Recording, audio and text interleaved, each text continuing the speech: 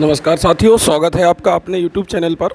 आज हम class 10th के सिलेबस के बारे में बताएंगे कि क्या क्या आता है क्लास 10th में और क्या क्या हमें पढ़ना पड़ता है। ठीक है, आज सिलेबस के बारे में चर्चा करेंगे। इसके अलावा फिर देखेंगे कि कैसे कैसे आगे क्या क्या चीज़ें पढ़ी जाती हैं। आज बताएंगे आपको सिलेबस के बारे में। ठीक है, देखिएगा।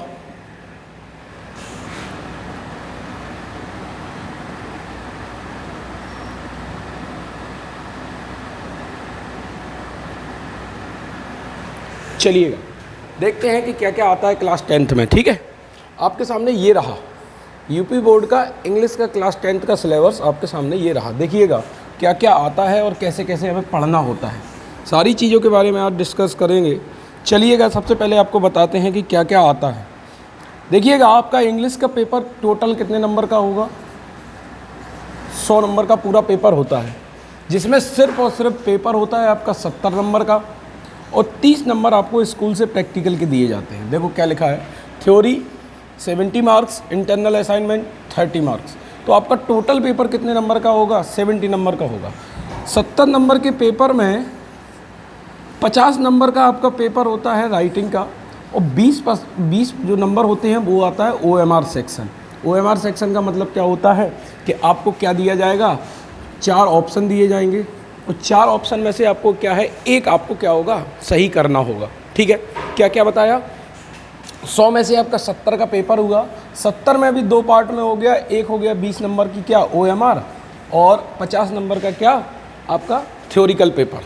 ठीक है, आइए देखते हैं कैसे कैसे पेपर को किया जाता है। देखो, सेक्शन ए जो रीडिंग सेक्शन है वो कितने नंबर का आता है? 10 नंबर का आता है। ठीक है, जिसमें क्या क्या आएगा आपका? सबसे पहले तो क्या आएगा? अनसीन पैसेज आएगा। क्या लिखा है? Unseen passage. अनसीन पैसेज में 3 MCQ आते हैं। कितने आते हैं?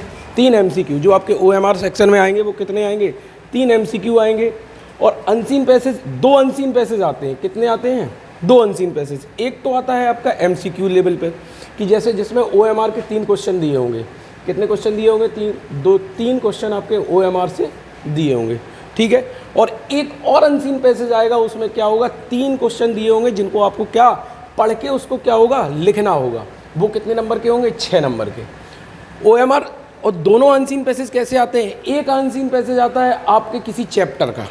ठीक है, दूसरा अनसीन पैसेज कैसा आता है? दूसरा अनसीन पैसेज आता है जो आपने पढ़ा ही नहीं होगा, कभी देखा ही नहीं होगा कोई। ठीक है, समझिए दोनों चीज़ें।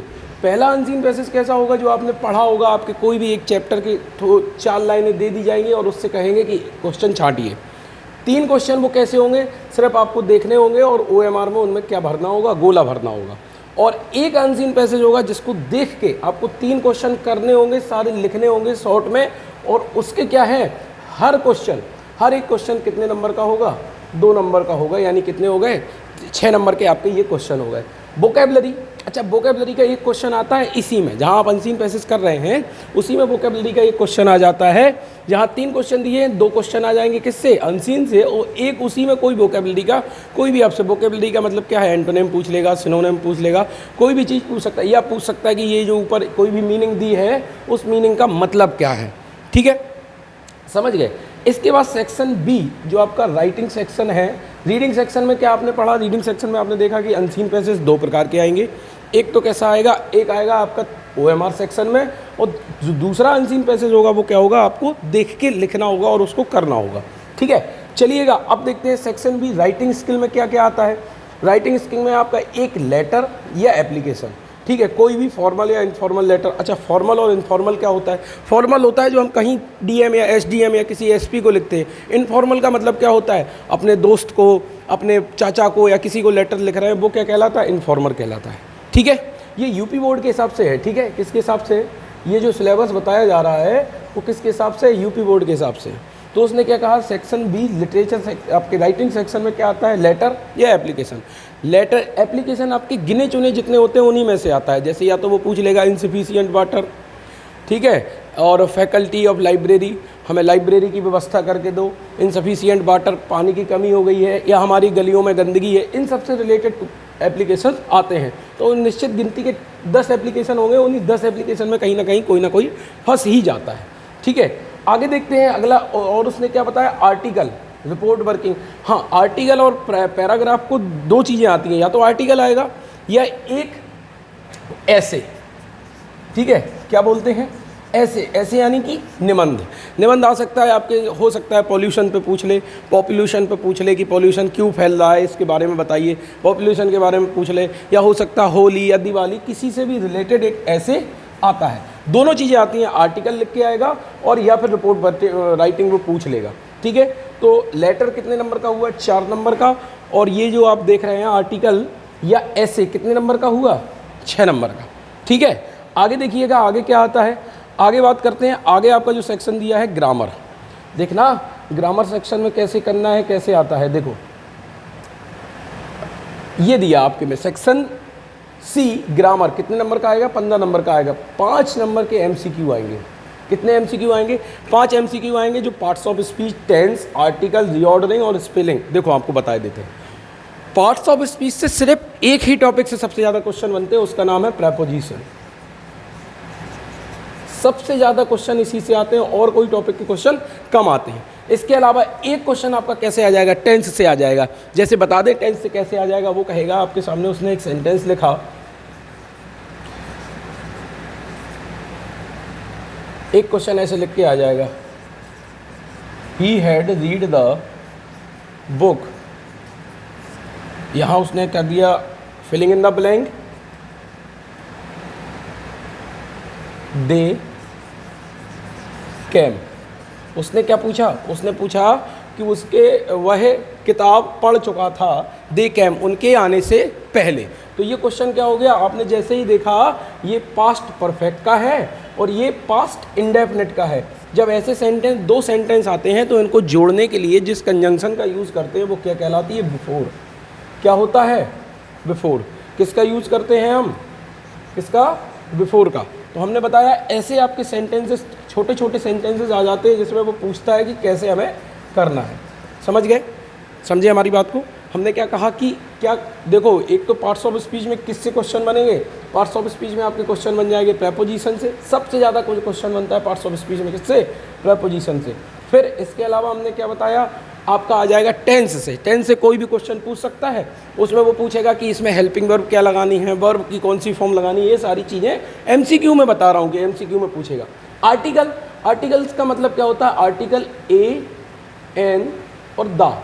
वो पूछेगा कि किसके साथ दा का यूज़ करना है, किसके साथ एन का यूज़ करना है, किसके साथ किसका दा का यूज़ करना है, ये सारी चीज़ें पूछेगा। रीऑर्डरिंग, आपको पढ़ने में ही समझ में आ रहा होगा, रीऑर्डरिंग यानी कि उल्टे सीधे क्रम में कोई सेंटेंस दिया होगा। जैसे सेंटेंस का सही क्रम क्या होता है, सबसे पहले सब्जेक्ट, फिर हेल्पिंग वर्ब, फिर क्या होती है वर्ब, फिर क्या होता आता है ऑब्जेक्ट।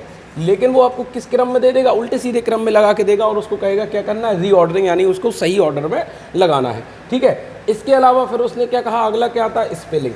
कोई भी एक मीनिंग पूछ सकता है, या तो वो फिलिंग में मीनिंग पूछ लेगा, या फिलिंग में नहीं पूछेगा तो हो सकता है आपसे क्या करे, आपसे वो कह दे कि क्या करिए, इसमें से करेक्ट मीनिंग बताइए। जैसे फिलिंग में ऐसे मीनिंग आ जाती है,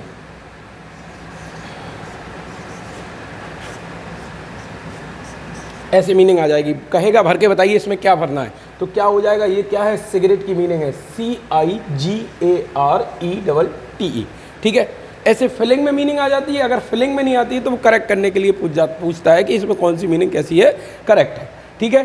फिर इसके आगे चलते हैं, फिर उसने क्या दिया है, आगे आपको बताया और क्या आएगा, 3 very shorts answer question on voice. देखो 3 क्वेश्चन आते हैं, एक तो एक्टिव पैसिव वॉइस से, जिसको वॉइस बोलते हैं, नरेशन, डायरेक्ट इनडायरेक्ट जिसको बोलते हैं, और पंचुएशन का मतलब होता है कि एक सेंटेंस लिखा होगा उसमें क्या क्या, कहाँ कॉमा लगना है, कहाँ कैपिटल लेटर बनाना है, कहाँ डबल कॉमा लगना है, ये सारी चीज़ें वो आपसे पूछता है, ठीक है। समझ गए, वॉइस हो गया, नरेशन हो गया, पंचुएशन। 3 क्वेश्चन होते हैं और सब सारे क्वेश्चन कितने नंबर के होते हैं, 3 दूनी 6। हर क्वेश्चन कितने नंबर का होता है, 2 नंबर का होता है, ठीक है। ग्रामर का सेक्शन देख लिया, 6, 5, 11, और एक स्टोरी आती है बड़ी छोटी सी, ट्रांसलेशन करने के लिए हिंदी टू इंग्लिश ट्रांसलेशन करना होता है, बहुत छोटी सी। कितने लिखे, 4 सेंटेंसेस, यानी कि 4 लाइन की आती है, या बोल सकते हो थोड़ा बहुत बड़ी भी आ सकती है। तो क्या होती है, एक छोटी सी स्टोरी आती है, ठीक है। तो ये हो गया पूरा आपका 15 नंबर का। अब हम इसमें पूछें कि कितने नंबर का OMR में आया, ये तो सीधे सीधे 20 नंबर जो OMR के होते हैं बहुत सिंपल होते हैं, ठीक है। पूछे कितने नंबर का आता है, आया है। 5 नंबर का आपका OMR से बना है। सेक्शन डी, चलिए अगला सेक्शन देखते हैं, लिटरेचर।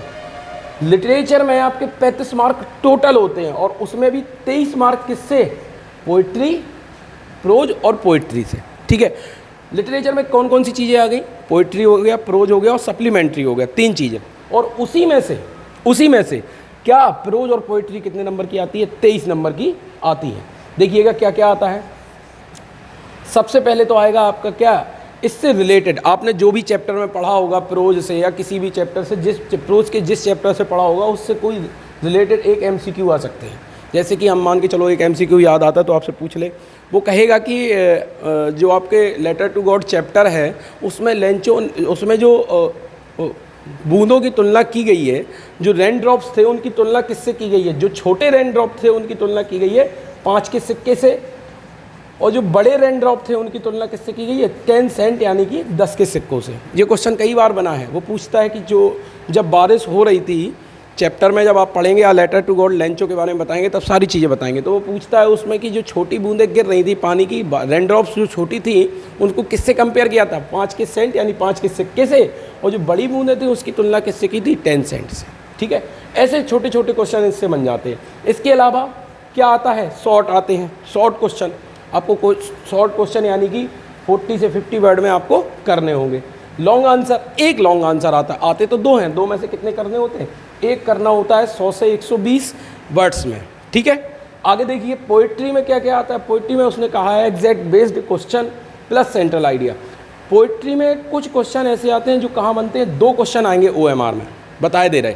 एक तो वो पूछेगा कि राइटर का नाम बताइए, कोई भी पोएम, जैसे मान के चलो से पोएम लिख दी dust of snow, dust of snow, वो कहेगा कि इसके राइटर का नाम बताइए, और इस पोएम में जो वो कुछ भी 4 लाइनें दी होंगी उसमें से कहेगा कि इसमें से बताइए कि कुछ भी किसी के बारे में भी पूछ सकता है। एक क्वेश्चन तो फिक्स ही है, क्या पूछता है कि राइटर का नाम बताइए, और दूसरे क्वेश्चन में उस पोएम से रिलेटेड कुछ पूछ सकता है। इसके अलावा क्या आता है, सेंट्रल आइडिया। सेंट्रल आइडिया का मतलब क्या होता है कि पोएम में जो बताया गया है, जो मुख्यतः किस बारे में बताया गया है, वो क्या कहलाता है, सेंट्रल आइडिया। तो किसके बारे में पूछ लेगा, सेंट्रल आइडिया के बारे में पूछ लेगा। कितने वर्ड में, 100 वर्ड्स में, ठीक है। समझ गए यहाँ तक। आगे देखिएगा, आगे अब ये आ गया आपका सप्लीमेंट्री का पोर्शन, जैसे कहते हैं फुटप्रिंट विदाउट फीट, ठीक है। ये चैप्टर ही है आपका फुटप्रिंट विदाउट फीट, ठीक है। तो सप्लीमेंट्री में क्या क्या पूछ सकता है, जैसे OMR के क्वेश्चन प्रोज से थे, ऐसे ही क्वेश्चन किससे आएंगे, फुटप्रिंट विदाउट फीट से। 1 या 2 क्वेश्चन, 3 क्वेश्चन होंगे जो आएंगे। शॉर्ट आंसर, एक शॉर्ट आंसर और एक क्या आएगा आपका लॉन्ग आंसर, ठीक है। इसमें भी वही वर्ड आपको 100 से 120 के बीच में लिखना होगा, ये 40 से कितने 50 के बीच में लिखना होगा। आप समझ गए। किताबें आपको पता ही है कि क्या होती हैं, तो आपको सारी चीज़ें मैं अपनी चैनल पे, यूट्यूब चैनल पे सारी चीज़ें पढ़ाऊंगा एक एक करके। ग्रामर से शुरू करूंगा। ग्रामर का सबसे पहला टॉपिक जो हम पढ़ाना शुरू करेंगे वो टॉपिक आपका क्या होगा, हम आपका पहला टॉपिक जहाँ से शुरू करेंगे वो होगा ग्रामर का टेंसेस। जब टेंस को पढ़ लेंगे तो टेंस के बाद फिर हम पढ़ेंगे, टेंस से ही रिलेट करता है आर्टिकल, रीऑर्डरिंग, स्पेलिंग तो नहीं होता है, स्पेलिंग तो याद ही करना पड़ता है। टेंस से ही रिलेटेड होता है वॉइस, नरेशन, ये सारी चीज़ें किस पे, टेंस पे जरूर। सबसे पहले टेंस पढ़ेंगे, टेंस के बाद इन सारी चीज़ों को इसी के साथ पढ़ते चलेंगे। रहा पार्ट्स ऑफ स्पीच में, पार्ट्स ऑफ स्पीच में हम नाउन प्रोनाउन के बारे में थोड़ा बहुत जान लेंगे, लेकिन डिटेल में हम किसको पढ़ेंगे, प्रेपोजिशन को बड़ा डिटेल में पढ़ेंगे, क्योंकि सारे क्वेश्चन, ज़्यादातर क्वेश्चन किससे बनते हैं, इसी से बनते हैं, ठीक है। और उसके अलावा एक एक चैप्टर को समझेंगे, उससे बनने वाले लॉन्ग, वो लॉन्ग बताएंगे हम आपको जो सीधे सीधे आपके पेपर में आपको देखने के लिए मिल जाएंगे, जो कई बार मोस्ट रिपीटेड लॉन्ग हैं, उन पे बात करेंगे कि कैसे उनको लिखना होता है, सारी चीज़ें वहाँ हम देखेंगे। एप्लीकेशन कैसे लिखते हैं, आर्टिकल कैसे लिखते हैं, सारी चीज़ों के बारे में बात करेंगे। चलिए समझ गए। आज थोड़ा ग्रामर के टॉपिक, ग्रामर जो आपकी ग्रामर है उसमें क्या क्या होता है, पार्ट्स ऑफ स्पीच, कितने टॉपिक्स होते हैं, उन सारी चीज़ों पे थोड़ा सा और ग्रामर का सिलेबस देख लेते हैं कि कौन कौन से टॉपिक होते हैं जो ग्रामर में हमें पढ़ने होते हैं, और डीप में देख लेते हैं, ठीक है। चलिएगा, देखिएगा, आपके सामने दिखाते हैं आपको।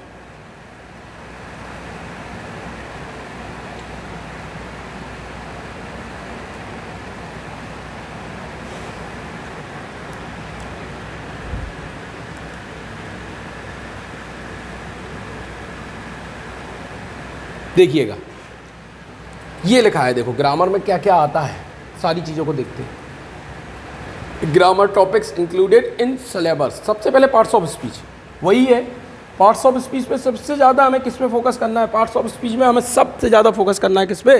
प्रेपोजिशन से, क्योंकि सबसे ज़्यादा क्वेश्चन बनते हैं प्रेपोजिशन से। नाउन और प्रोनाउन से भी बन सकते हैं, क्योंकि देखो टोटल कितने क्वेश्चन आने हैं? 15 क्वेश्चन आने हैं। उस 15 में से फिक्स हो गया 15 नंबर के क्वेश्चन आने हैं। उस 15 नंबर के क्वेश्चन में से भैया फिक्स हो गया कि 6 नंबर के क्वेश्चन तो आपके सीधे सीधे नरेशन से, डायरेक्ट इनडायरेक्ट, देखो नरेशन हो गया, वॉइसेस हो गया, और आपका क्या हो गया? पंचुएशन हो गया। उसके अलावा बचे आपके कितने क्वेश्चन? 15 क्वेश्चन, 6 नंबर, ये यानी ये तो 3 क्वेश्चन हो गए। टोटल बचे कितने? 12 क्वेश्चन। इसमें से स्पेलिंग के भी क्वेश्चन बन जाएंगे कुछ, ठीक है, एक आध स्पेलिंग, एक आध रीऑर्डरिंग। तो टोटल ज़्यादा से ज़्यादा पार्ट्स ऑफ स्पीच से 1 या 2 क्वेश्चन आते हैं, या हो सकता है 3 भी आ सकते हैं, इससे ज़्यादा क्वेश्चन नहीं आते हैं। तो एक क्वेश्चन तो बिल्कुल मैंडेटरी है कि प्रेपोजिशन से क्वेश्चन आना ही है, बाकी क्वेश्चन नाउन या प्रोनाउन से बन सकता है, ठीक है। और मैंडेटरी ये टेंस से क्वेश्चन जरूर बनेंगे। टेंस को हमें पढ़ना इसलिए ज़रूरी है, जब हम टेंसेस को पढ़ेंगे तो उससे हम क्या क्या बनाने लगेंगे? सबसे पहली बात तो स्टोरीज बनाने लगेंगे, ठीक है। टेंसेस पढ़ेंगे तभी हम स्टोरी बना पाएंगे, और इसके अलावा जो छोटा 1 आध 2 क्वेश्चन आता है वो भी आप क्या कर पाएंगे? सॉल्व कर पाएंगे, ठीक है। इसके अलावा जब आप ये पढ़ लेंगे, फिर आप पढ़ेंगे आर्टिकल कि कहाँ हम ए का यूज़ करते हैं, कहाँ एन का, कहाँ दा का, और कहाँ हम आर्टिकल लगाते ही नहीं है। जीरो आर्टिकल का मतलब क्या है? कहाँ हम आर्टिकल लगाते ही नहीं है, ठीक है। बात को समझिए। आगे देखिएगा, वॉइसेस आप जब ही पढ़ पाएंगे जब आप क्या एक बार टेंसेस को अच्छे से समझ लेंगे, सारी चीज़ों को, एक एक चीज़ को पढ़ लेंगे बारीकी से, तभी आपको क्या वॉइसेस समझ में आएंगे। ऐसे ही नरेशन है। नरेशन का मतलब क्या होता है? डायरेक्ट इनडायरेक्ट, प्रत्यक्ष अप्रत्यक्ष। जब पढ़ाएंगे सारी चीज़ों को बताएंगे, ठीक है। तो इसमें क्वेश्चन स्टेटमेंट्स वाले बनते हैं, क्वेश्चंस होते हैं, कमांड्स, रिक्वेस्ट होती हैं। जब इनको पढ़ेंगे तब बताएंगे। सब्जेक्ट वर्ब एग्रीमेंट, इससे क्वेश्चन बहुत ही रेयरली आता है, आ जाता है लेकिन बहुत ही रेयरली आता है। सब्जेक्ट वर्ब एग्रीमेंट से ऐसे ही हो सकता है, वो आपसे पूछ ले, जैसे मान के चलिए एक क्वेश्चन आपको देते हैं, वो आपसे एक क्वेश्चन जैसे ऐसे पूछ लेगा, जैसे उसने लिखा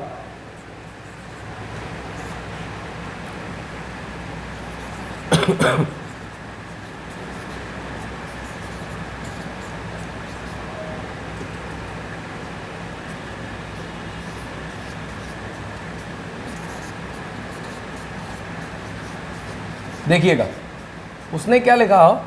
ही dash dash dash reading this book since morning. Option में वो आपको दे देगा कि हाँ यहाँ पर क्या हैज़ बीन। इसके अलावा आपको दे देगा बिल और हेड, और इसके अलावा आपको दे देगा एज। तो अब आप ऑप्शन को चुनना होगा, तो आप जैसे ही देखेंगे कि सेंटेंस के आखिर में क्या लिखा है? Since morning. तो ये किसको बता रहा है? परफेक्ट कॉन्टिन्यूअस के सेंटेंस को बता रहा है, और किसका? Present perfect continuous. तो यहाँ क्या लग जाएगा? Has been. तो सब्जेक्ट वर्ब एग्रीमेंट से ऐसे छोटे छोटे सेंटेंसेस बन जाते हैं, ठीक है। आगे उसने क्या कहा? सेंटेंस रीऑर्डरिंग, यानी सेंटेंस को क्या करना? सही क्रम में लगाना, रीअरेंजिंग जम्बल्ड वर्ड्स, ठीक है। उनको क्या करना? सही क्रम में लगाना कि कहाँ सब्जेक्ट लगना है, कहाँ हेल्पिंग वर्ब लगना है, ये सारी चीज़ें। पंचुएशन देखो, अभी आपको बताया था क्या, कैपिटल लेटर हो सकता है कोई, कहाँ कैपिटल लेटर लिखना है, कहाँ कॉमा लगाना है, कहाँ फुल स्टॉप लगाना है, ये सारे क्वेश्चन मार्क कहाँ लगाना है, ये सारी चीज़ों पे बात करेंगे, ठीक है। स्पेलिंग करेक्शन, तो कोई भी आपसे मीनिंग पूछ सकता है, अभी आपको बताया था, कोई भी मीनिंग पूछ सकता है कि कोई भी मीनिंग को कैसे करना है, ठीक है। ट्रांसलेशन में हिंदी टू इंग्लिश ट्रांसलेशन, कि हिंदी से इंग्लिश में ट्रांसलेट आपको करना होगा, 3 से 4 सेंटेंसेस आपको दिए होंगे, ठीक है, समझ गए। कल हम कहाँ से शुरू करेंगे? सबसे पहले टेंसेस से शुरू करेंगे, ठीक है। पहला टॉपिक सबसे पहले हम किसको पढ़ेंगे? टेंस पढ़ेंगे, और धीरे धीरे करके सारी चीज़ों को पढ़ेंगे। रीडर आपका लिटरेचर को भी पढ़ेंगे, इसको भी पढ़ेंगे, और एप्लीकेशन कैसे लिखना, आर्टिकल कैसे करना, ये सारी चीज़ों को पढ़ेंगे, ठीक है। आज की क्लास यही ख़त्म करते हैं, ठीक है। धन्यवाद।